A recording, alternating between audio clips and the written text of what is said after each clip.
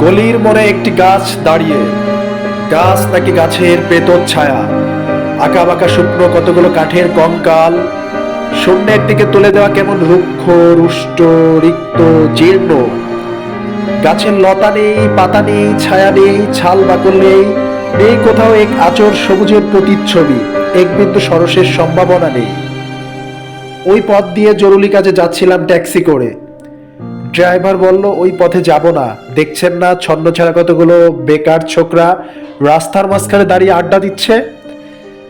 চোঙা pant, চোখা জুতো, রোখা মেজাজ, ঠোকা কপাল, ওখান দিয়ে গেলেই গাড়ি থামিয়ে লিফট চাইবে, বলবে হাওয়া খাওয়া। কারা ওরা? চেনেন না ওদের? ওরা বিরাট এক নৈরাজ্যের বাসিন্দা। ওদের কিচ্ছু নেই, থিত নেই, ভিত নেই, রীতি নেই, নীতি নেই, আইন নেই, কানুন নেই, বিনয় নেই, ভদ্রতা নেই, শ্লীলতা নেই, শালীনতা নেই। ঘেঁষবেন না ওদের কাছে। কেন নেই? ওরা যে নৈরাজ্যের বাসিন্দা। ওদের জন্য কারখানা কাজ নেই, ট্রামে বাসে জায়গা নেই, মেলায় খেলায় টিকিট নেই, খেলার মাঠ নেই, পেরোনো জাগানোর প্রেম নেই, অনুসরণ করবার নেতা নেই, কোথা থেকে এসেছে অতীতের স্মৃতি নেই, কোথায় দাঁড়িয়ে আছে সেই বর্তমানের গতি নেই, কোথায় যাবে নেই সেই ভবিষ্যতের ঠিকানা। সেচিন ক্ষেত যেমন হয় তেমনি। একটা মণিহীন চোখ, একটা চোখহীন মুখ, একটা স্ফুলিঙ্গহীন ভিজে বারুদের স্তূপ। আমি বললাম ওদিক দিয়েই যাব, ওদিক দিয়েই আমার শর্টকাট। ওদের কাছাকাছি হতেই মুখ বাড়িয়ে জিজ্ঞেস করলাম, এই তোমাদের ট্যাক্সি লাগবে? লিফট চাই? এই তো ট্যাক্সি, এই তো ট্যাক্সি, সোল্লাসে চেঁচিয়ে উঠলো ছোকরারা। পেয়ে গেছি, পেয়ে গেছি। তিনটা ছোকরা উঠে পড়লো, একজন ড্রাইভারের পাশে, দুইজন আমার পাশে। আমি বললাম, কত দূর যাবে? ওই সামনে, দেখতে পারছেন না ভিড়?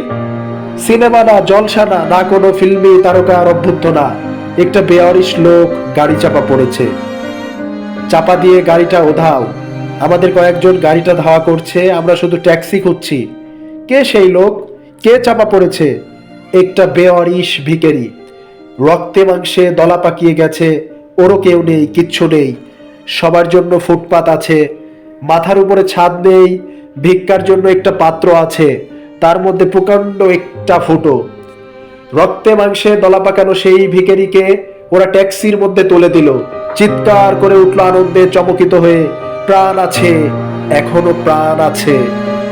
রক্তের দাগ দেখে আমি আমার ভদ্রতা আর শালীনতাকে বাঁচাতে নেমে পড়লাম তাড়াতাড়ি। তারপর সহসা শহরের সমস্ত কর্কশে, কঠিনে, সিমেন্টে, কংক্রিটে, ইটে, কাঠে, পিঠে, পাথরে, দেয়ালে দেয়ালে বেজে উঠলো এক দুর্বার উচ্চারণ, প্রাণ আছে, এখনো প্রাণ আছে।